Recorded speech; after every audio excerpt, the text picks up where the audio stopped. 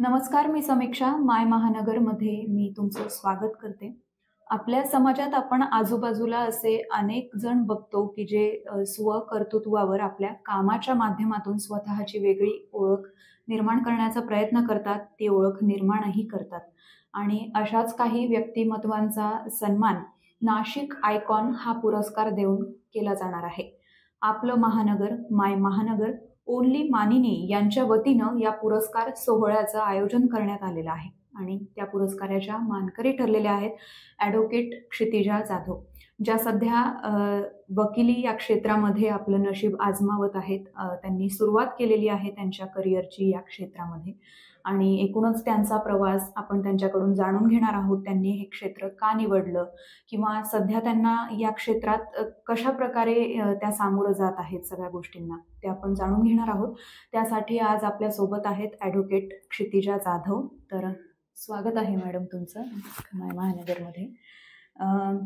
जसं की मी आता सांगितलं की तुम्ही तुमच्या करिअरची आता सुरुवात केली आहे, इनिशियल स्टेज आहे तुमचा, तुम्ही प्रॅक्टिस करत आहात डिस्ट्रिक्ट आणि सेशन्स कोर्ट पुणे इथे. तर ह्याची सुरुवात म्हणजे आपली सुरुवात करिअरची असते ती एक आपलं शैक्षणिक जीवन, कौटुंबिक पार्श्वभूमी. तर काय सांगाल तुमच्या कुटुंबाबद्दल आणि तुमचं शैक्षणिक जीवन कसं होतं? नमस्कार, मी ॲडव्होकेट क्षितिजा अरुणकुमार जाधव. मी मूळची नांदेड, महाराष्ट्राच्या मराठवाड्या भागातली. माझं शिक्षण महाराष्ट्रामध्ये बऱ्याच डिस्ट्रिक्ट्समध्ये झालेलं, कारण की पप्पांची पोस्ट अशी होती जिथे ट्रान्सफरेबल जॉब असल्यामुळे ती शिफ्ट व्हायला लागली. तर माझी 10वी 10th Oxford English medium school Nanded इथून झाली आहे. त्यात मला डिस्टिंक्शन भेटलं, 93.20 मार्क्स मला भेटले.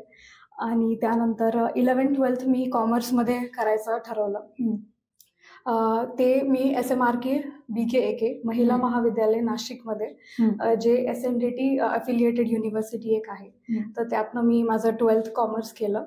तिथे पण मी CR होते दोन्ही वर्षी आणि तिथे मी गोखले एज्युकेशन सोसायटीच्या SMRK कॅम्पसमध्ये गोल्ड मेडलिस्ट होती. तर मग तिथे मी टॉपर होते. मग त्यानंतर माझ्या वकिलीचं किंवा कायद्याचं शिक्षण मी BA LLB हे 5 इयर्सचं इंटिग्रेटेड कोर्स आफ्टर 12th होतं, यशवंतराव चव्हाण लॉ कॉलेज पुणे इथून मी केलं. त्यानंतर माझं LLM सिम्बायोसिस युनिव्हर्सिटीमधून झालं. नागपूरचं कॅम्पस होतं माझं आणि माझं specialisation business and corporate laws होतं. सोबतच मला तेव्हा जाणवलं की कुठेतरी आपण सामाजिक कार्यामध्ये पण आपण आपलं करिअर केलं पाहिजे. त्यामुळे माझी खूप आवड होती आधीपासून की मी MSW करावं, ज्याला म्हणतो आपण मास्टर्स इन सोशल वर्क. तर ते पण मी आताच नुकतीच ग्रॅज्युएट झाली आहे. तर माझ्याकडे अजून ही एक डिग्री आहे, मास्टर्स इन सोशल वर्क.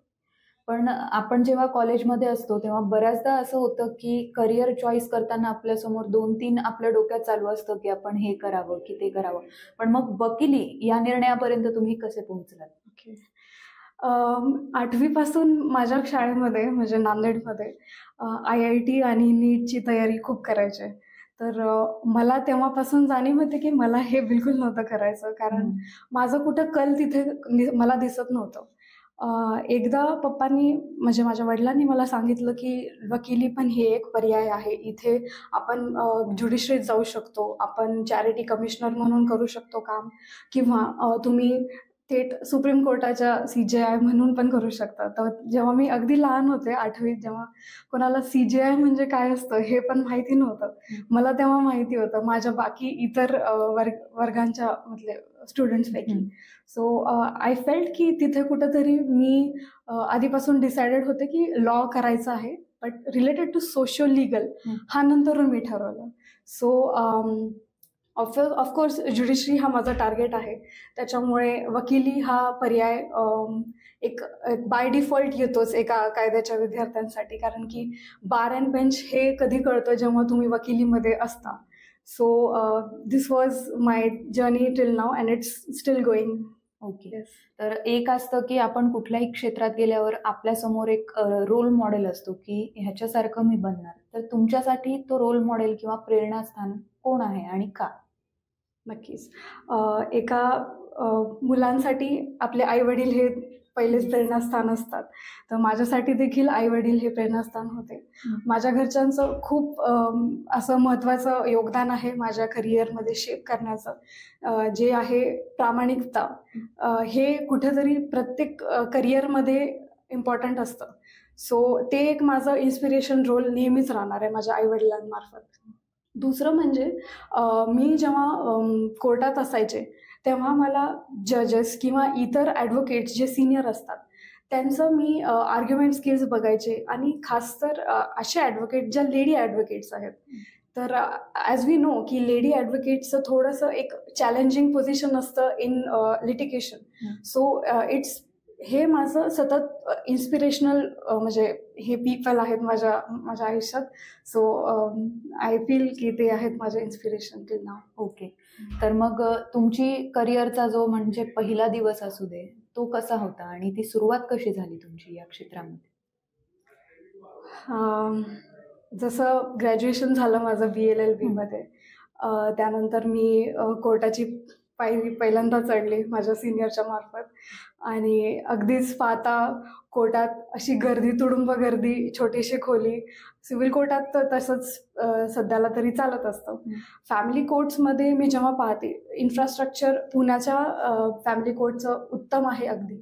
तर हे तर झालं इन्फ्रास्ट्रक्चर. बाकीचं म्हटलं तर अतिशय गर्दी कोर्टात पक्षकारांची, किंवा फायली अशा ढिगाऱ्या फायलींच्या की जागा नसते एवढी, आणि सततच केऑस क्रिएट असतात even within the court campus. कारण की आपलं पुण्याचं डिस्ट्रिक्ट अँड सेशन कोर्ट्समध्ये सगळ्याच बिल्डिंग आहेत. न्यू बिल्डिंगमध्ये सगळे क्रिमिनल मॅटर्स, सेशन्स मॅटर्स चालतात. तर तिथे येणारे पोलीसचे व्हॅन्स, मग आरोपी, तर ते सगळं बघून असं भारी पण वाटलं की अरे बापरे, आता आपल्याला थिओरिटिकल नॉलेज शिवाय प्रॅक्टिकल नॉलेज पण आता इथं मिळणार आहे, आणि you have to work on it now. This is what you will be into. So हा माझा फर्स्ट एक्सपिरियन्स होता. And on the very first day I got, म्हणजे मला चान्स भेटला ॲडजर्नमेंट मागायचं, जे मी करू शकले hopefully. So this was my first day. Okay. तुम्ही कोणत्या प्रकारच्या केसेस बघता? ओके. मी सिव्हिल, फॅमिली आणि काही मॅटर्समध्ये क्रिमिनल मॅटर्स जे 138चे केसेस असतात ते मी बघते. जास्त फोकस आहे आमचा, म्हणजे माझ्या सिनियर्सचा ज्यांना मी कनेक्टेड आहे ते आहे फॅमिली आणि सिव्हिल मॅटर्स. तर ते आम्ही हाताळतो. तर एखादी अशी केस तुम्ही म्हणजे तुमच्या अनुभवात तुम्ही जी आव्हानात्मक होती, कॉम्प्लिकेटेड होती असं तुम्हाला वाटलं? एक ॲट्रॉसिटीज आणि एक फॅमिली मॅटर एक होतं. ते कंबाईंड एक केस आम्हाला भेटलेली. त्यात आम्ही विक्टिम म्हणजेच त्या मुलीचा आम्ही केस लढत होतो त्यांच्यामार्फत. तर मला असं कुठेतरी दिसत होतं की त्या regarding appearance in the court, जे की आता म्हणजे नाही आहे की इम्पॉर्टंट नाही आहे ते त्यांचं येणं, पण तरी पण जेव्हा आम्ही त्यांची ब्रीफिंग घेतो इव्हन ऑफिसमध्ये, तर तेव्हा त्यांना कसं तरी म्हणजे आम्हाला केस मॅटर्स किंवा इन्फॉर्मेशन, डिटेल्ड इन्फॉर्मेशन मागताना खूप अडचण आली, कारण की हे खूप सेन्सिटिव्ह मॅटर होता, atrocities and even family matter असल्यामुळे. So it was one of the challenging matters we had, आणि ज्यात होपफुली आम्ही ती फेवरेबल ऑर्डर आमच्या तर्फे घेतली. So it was one of the challenging cases. कुठलंही क्षेत्र म्हटलं की काही आव्हानं असतात त्यापुढे. तर आजच्या वकिली क्षेत्रातली आव्हानं तुम्हाला काय वाटतात? आता वाढत्या केसेसमध्ये आता आपल्याला माहिती आहे की पॉप्युलेशन वाढत आहे आपली. तर त्या अकॉर्डिंग किंवा त्या रेशोमध्ये इंडियन ज्युडिशरीमध्ये जजेसची कमतरता भासतीये. सो ते कव्हरअप होऊन जाईल इन कमिंग डेज, पण त्याला खूप वेळ लागेल. सो इथं एक थोडासा विलंबाचा एक मॅटर आहे. तो कव्हरअप होण्यासाठी जजेसची संख्या वाढवली जाते, ते पण केलं पाहिजे. शिवाय आता फायलीज खूप वाढलेले होते गेल्या, म्हणजे आधी फिजिकल फायलिंग असायच्या, आता ई फायलिंग झालेली आहे. त्याच्यामुळे होतं काय की जे जुने लॉयर्स आहेत किंवा जे सिनियर लॉयर्स आहेत त्यांना थोडंसं according to the digital area किंवा एरेना येणं थोडंसं मुश्किल होत असतं. तर ते कुठंतरी एक चॅलेंजिंग आहे सध्याला. आणि विदिन कोर्ट्समध्ये आता सगळंच ऑनलाईन झाल्यामुळे सगळ्या रेकॉर्ड्स किंवा फाईल्स वगैरे सगळं मेंटेन ठेवणं तितकंच म्हणजे इश्यू बनतंय. कारण की जेव्हा क्लर्क काम करत असतात त्यांना तेवढी इन्फॉर्मेशन नसते, पण त्यांना ते एक ट्रेनिंग देऊनच मग ते आपण करू शकतो. तो हा एक one of the part of challenges आहे करंटली. आणि हे त्याला थोडा टाइम लागेल, पण होऊन जाईल कव्हर. ओके. तर एक अजून जो प्रश्न आहे की न्यायालयीन विलंब, कायदा सुधारणा याबाबत तुमचं मत काय? कायदा सुधारण्यासाठी आधी आपल्याला आपण किती लिटरेट आहोत according as per our constitutional rights, हा एक इम्पॉर्टंट महत्त्वाचा मुद्दा आहे जो मला वाटतो की हे सगळ्यांना माहिती असलं पाहिजे. 26 नोव्हेंबर गेल्या महिन्यात आपण कॉन्स्टिट्यूशन डे हा सेलिब्रेट केलेला आहे. पण आपण खरंच कॉन्स्टिट्युशनली लिटरेट आहोत का? आपण जरी एज्युकेशनली लिटरेट असू, पण आपण कॉन्स्टिट्युशनली लिटरेट आहोत का? तर हे कुठेतरी बाब आपण ध्यानात घेतली पाहिजे. मला वाटते की प्रिएम्बल ऑफ द कॉन्स्टिट्यूशन, ज्याला आम्ही मिनी कॉन्स्टिट्यूशन म्हणतो, तर ते सिव्हिक्सच्या चॅप्टरमध्ये किंवा इन जनरल सगळ्या इन्स्टिट्यूशन्समध्ये जे एज्युकेशनली अफिलिएटेड आहे, एज्युकेशनल इन्स्टिट्यूशनमध्ये ते स्टुडंट्सला माहिती असलं पाहिजे. म्हणजे तुम्हाला जर ते माहिती असेल तर मग तुम्हाला कळेल की तुम्ही नक्की कशात विलंब दिसतंय तुम्हाला. तर एक आता जो मोठा प्रश्न म्हणजे सगळ्या मुलींसाठीच विचारेल मी तो तुम्हाला, की कुठलीही तुमच्या मागे बॅकग्राऊंड नसताना घरी वकिलीचं तुम्ही या क्षेत्रात येण्याचा निर्णय घेतला, तर अशा काही मुली ज्या स्वतःचं करिअर घडवू इच्छित आहेत वकिलीमध्ये, त्यांना तुम्ही काय सांगाल? वकिली हा क्षेत्र म्हणजे प्रायव्हेट फेसी पाहता आपण म्हणतो की हे थोडं जेंडर बायस्ड एरिया आहे. पण जसं जसं आपण यात जातो तसं तसं मला ध्यानात येत आहे की हे फक्त तुम्ही किती इन्फॉर्म्ड आहात, तुम्ही किती वेल एज्युकेटेड आहात about your case, about your brief. तर इथे जेंडर येणारच नाही as long as you are aware of your case brief. तर मग नक्कीच आव्हाने आहेत मुलींसाठी, हे तितकंच नाकारता येत नाही. शिवाय मुलींसाठी एक बायोलॉजिकल क्लॉक सुद्धा असतो, जे की घरच्यांची सततच इन्स्ट्रक्शन्स असतात की नाही आता आपल्याला लग्नाचं वय झालं आहे. तर तो पण एक विषय आहे. पण घरच्यांचा जर सपोर्ट असेल तर मग काही पण करू शकतात आपण. कारण की आपण फक्त इथपर्यंत तर राहिलो नाहीच आहे. आता मुली थेट म्हणजे मार्सपर्यंत गेलेल्या आहेत, चंद्रावर गेलेल्या आहेत. तर आपण एवढे मल्टीटास्कर आहोत. आणि दिस इज व्हॉट लिटिगेशन मॅटर्स. लिटिगेशनमध्ये हेच आहे. आय थिंक की आपण होऊ शकतो याच्यात पुढे. आणि we should be one of inspirations as well. So this is the thing we should keep in mind. And it's absolutely a beautiful profession. तुम्ही जसं जाल तसं तसं तुम्हाला खूप मजा येत राहील या मॅटरमध्ये किंवा असं. छान आहे हे. नक्कीच. अपार्ट फ्रॉम लिटिगेशन मुलींसाठी किंवा इतर स्टुडंटसाठी ज्यांना इतर कोर्सेस पण करायचे आहेत, पण असं वाटतं की नाही मी कदाचित इथेच संकुच राहील, तर असं नाही आहे.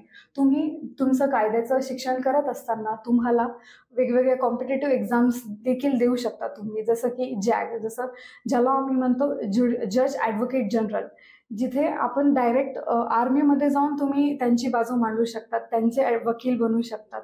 हे देखील एक one of the best choices आहेत. SSB इंटरव्ह्यू असतो, त्याचा एक 5 दिवसाचा इंटरव्ह्यू असतो, खूप रिग्रस असतो.